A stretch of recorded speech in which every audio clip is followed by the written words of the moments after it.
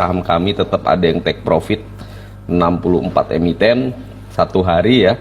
Itu karena kita memanfaatkan hal tersebut Mas Radik. Jadi kemarin juga sudah saya instruksikan dari mulai hari Senin sampai hari Kamis untuk melepas saham-saham swing dan blue chip kita. Jadi saham-saham tabungan kita yang sudah TP, yang sudah cuan kita lepas dulu. Karena apa? Ini untuk merebalancing dari RDN Mas Radix. Jadi kami ini kan trader harian gitu, artinya memang trading tiap hari. Jadi kondisi keuangan atau RDN itu sangat diperhatikan. Jadi dengan cara ya tadi ketika market yang kita beberapa saham yang kita pegang dalam posisi koreksi cukup dalam ya, itu kita menyikapinya dengan menjual beberapa aset saham-saham tabungan. Kita agak unik nih Mas Radik, untuk informasi aja. Jadi saham-saham tabungan kita justru saham-saham yang harganya di bawah Rp60 Mas Radik. Jadi nah itu dengan sistem menabung Mas Radik, kita membeli cicil. Jadi kita nggak mau tahu tuh harganya berapa. Jadi kita ambil range dari harga 50 sampai 55. Tentunya emiten saya carikan ya. Jadi memang yang sudah ada potensi. Jadi kita menabung itu di saham-saham di 50 sampai harga 55 sampai ya 57 lah sebelum angka 60. Itu kita menabung setiap kita punya cuan disisihkan Mas Radik. Jadi entah itu 1 minggu sekali ada cuan berapa, sisa disisihkan 20% masuk ke saham tersebut, dan itu hasilnya luar biasa Mas Radik. Saham-saham 50 kita terpompa cukup cepat. Bahkan saya sebenarnya nggak kurang enak kalau saham tersebut cepat naiknya, harusnya kan agak lama aja gitu. Jadi kan kita bisa nabung nyicil pelan-pelan gitu kan. Nah di sini kita nggak lihat harga Mas Radik, tapi ketika harganya sudah mencapai 80-an, yaitu kita langsung lepas Mas Radik. Dan ada itu udah saya rekomendasikan ke teman-teman untuk dilepas dulu ketika sudah cuan ya. Dan ada beberapa saham-saham swing kita kayak Pegas itu sudah cuan cukup besar ya, ada Amar juga dan beberapa saham big caps lainnya.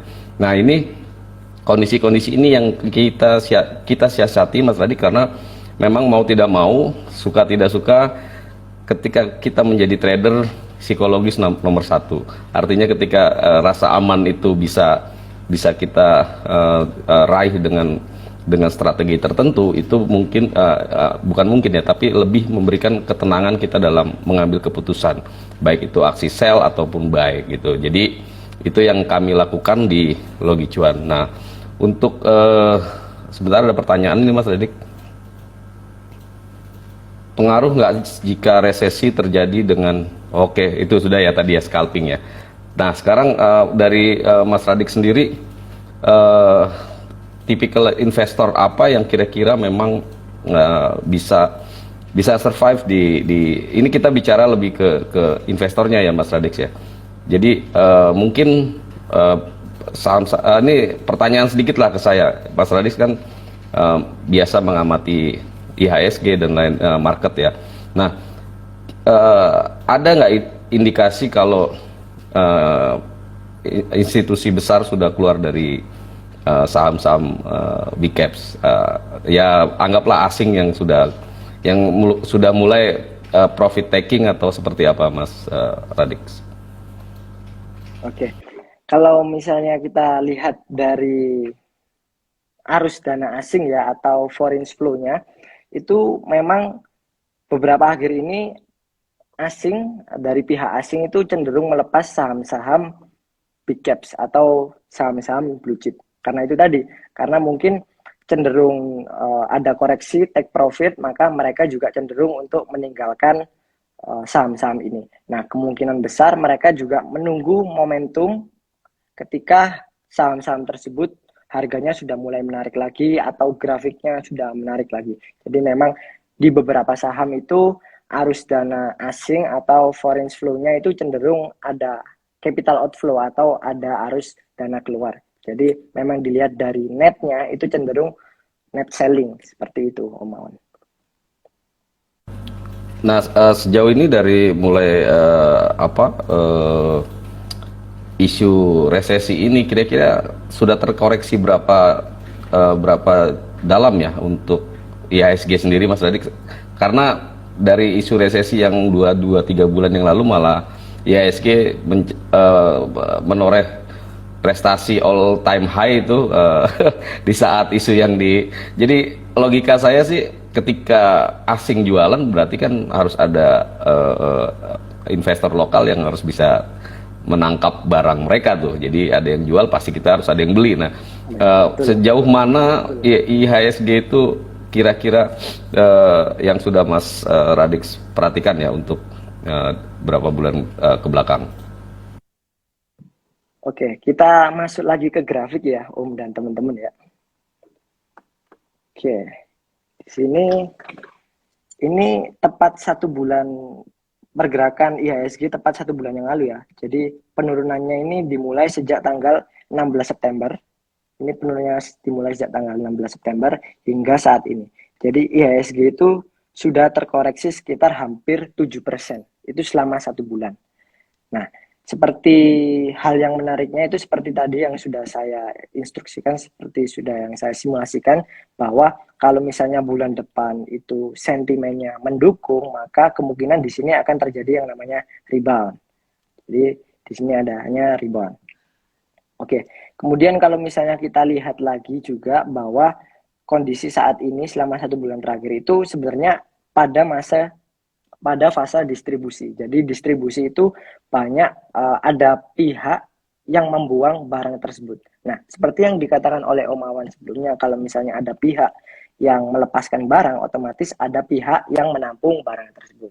Nah, ini juga menjadi pertanyaan besar kita, siapakah pihak yang menjadi yang menangkap barang-barang ini, seperti itu. Jadi kemungkinan besar kalau kita lihat dari Windows dressing, maka institusi besar itu juga mulai akan bergerak karena melihat peluang bahwa adanya koreksi yang cukup dalam, mereka juga mungkin akan mengkoleksi beberapa saham yang berkinerja bagus. Jadi mungkin dari fase distribusi ini tidak terlihat langsung kenaikannya, tapi mereka mengkoleksi sedikit demi sedikit. Seperti itu, Mawar. Baik ya, jadi itu yang terjadi ya Mas Radix ya ketika foreign flow-nya banyak keluar ya mungkin, tapi ya harus ada juga yang menampung kan, itu disitulah mungkin kesempatan atau opportunity dari institusi keuangan, institusi besar yang bisa ambil kesempatan di sana atau ambil opportunity di sana. Nah, kalau dilihat dari foreign ISG tadi terkoreksi 7% ini, kira-kira dalam 1 bulan terakhir, ya tadi Mas Radik sudah sampaikan ya, untuk ke depan mungkin ada sideway atau mungkin juga naik ke atas atau turun ke bawah gitu. Nah, di fase sideway ini yang kita mungkin prediksikan setelah turun, ini kan pasti akan sideway dulu ya, nggak mungkin langsung mantul juga gitu. Nah, di situ mungkin saham-saham yang cukup menarik tadi dari sektor-sektor yang Mas Radik sebutkan tadi, mungkin di situ udah baru bisa kita mulai take action atau buying ya, Mas Radik ya. Untuk sektor-sektor yang akan kita take, maksud saya sektor-sektor yang yang cukup baik untuk dilirik seperti itu ya, Om. Oke, untuk yang pertama di sini memang pada indeks LQ45 ya. Jadi fokus kita di sini mendekati Windows dressing, maka indeks atau saham-saham incaran khususnya para manajer investasi itu adalah mengacu pada yang namanya indeks LQ45. Karena memang mendekati masa-masa Windows dressing di bulan Desember mendatang. Nah, itu mendukung apabila sentimen global itu sudah mulai membaik. Jadi kalau misalnya minggu depan atau lebih tepatnya Senin besok ada rilis ekspor impor Indonesia, kita lihat bahwa ekspor kita itu masih terus melejit ya. Jadi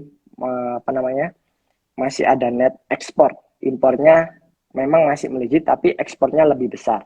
Nah, itu juga akan menjadi suatu katalis positif bagi pergerakan indeks kita.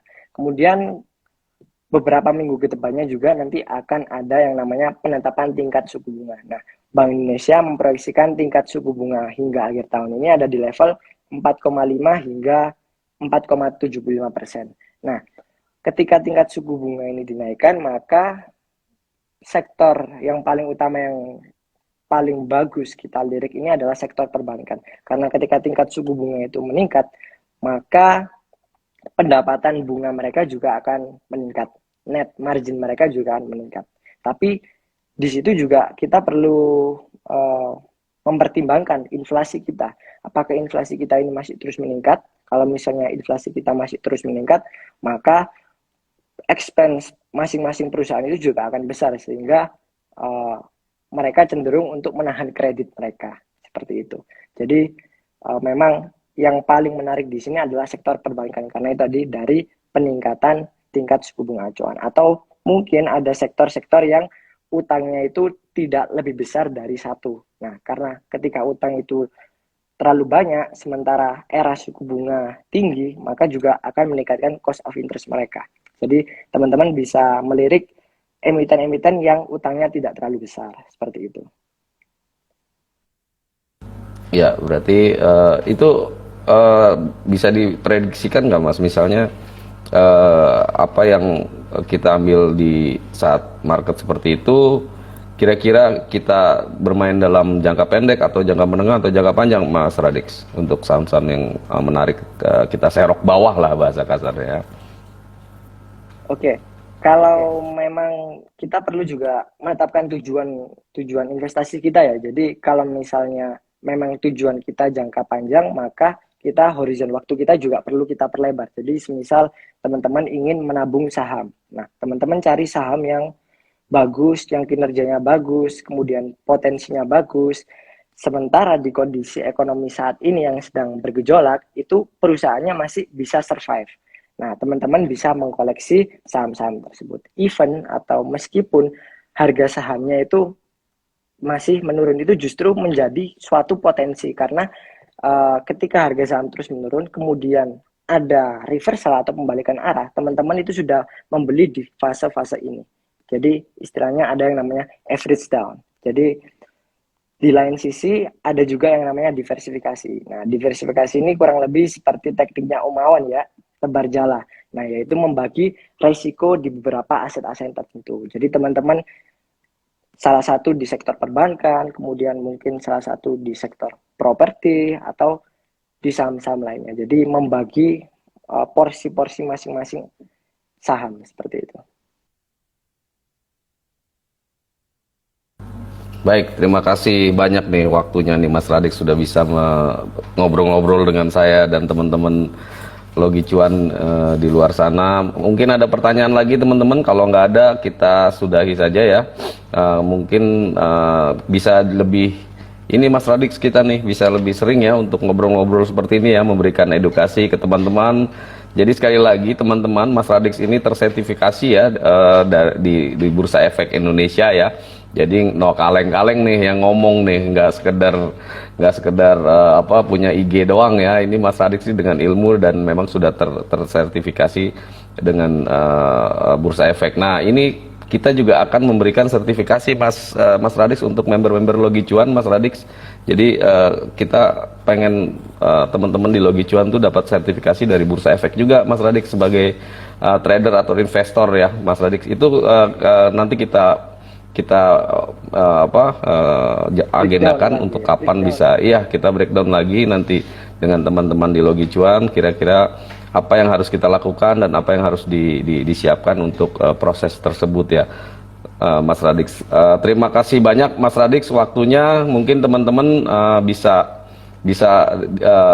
follow IG Mas Radix ya di Chartonomy, karena itu IG saya juga. Chartonomy bagian dari Logi Cuan dan bagian dari saya. Jadi ini dalam rangka kita kan di Logi Cuan selalu berbagi ya, artinya grup ini kita buat atau komunitas ini kita buat untuk teman-teman di sana tanpa harus mengeluarkan biaya apapun. Dan di sini Mas Radix memberikan ilmu-ilmunya yang luar biasa ini teman-teman untuk di bursa kita yang terjun di bursa. Jadi ya bukan ini ya, artinya tetap harus dengan ilmu dan literasi yang cukup baik ya Mas Radix ya untuk teman-teman trading di sana. Mungkin ada yang terakhir mau disampaikan, silakan Mas Radix. Ya, kalau misalnya ini untuk akhir kata dari saya, jadi memang di market yang fluktuatif ini teman-teman juga nggak boleh yang namanya all in. Jadi memang cash itu yang paling utama. Jadi ketika kita sudah tahu bahwa market ini volatil, maka kita langsung segera mengamankan cash kita. Kalau misalnya ini harga saham ini cenderung mengalami penurunan, maka kita jual aja, langsung cut loss. Tapi kalau misalnya memang tujuan investasi teman-teman jangka panjang dan masih percaya saham tersebut kinerjanya masih baik, maka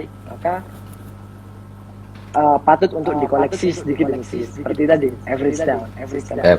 Ya. Seperti itu. Oke, terima kasih banyak Mas Radik waktunya, teman-teman terima kasih.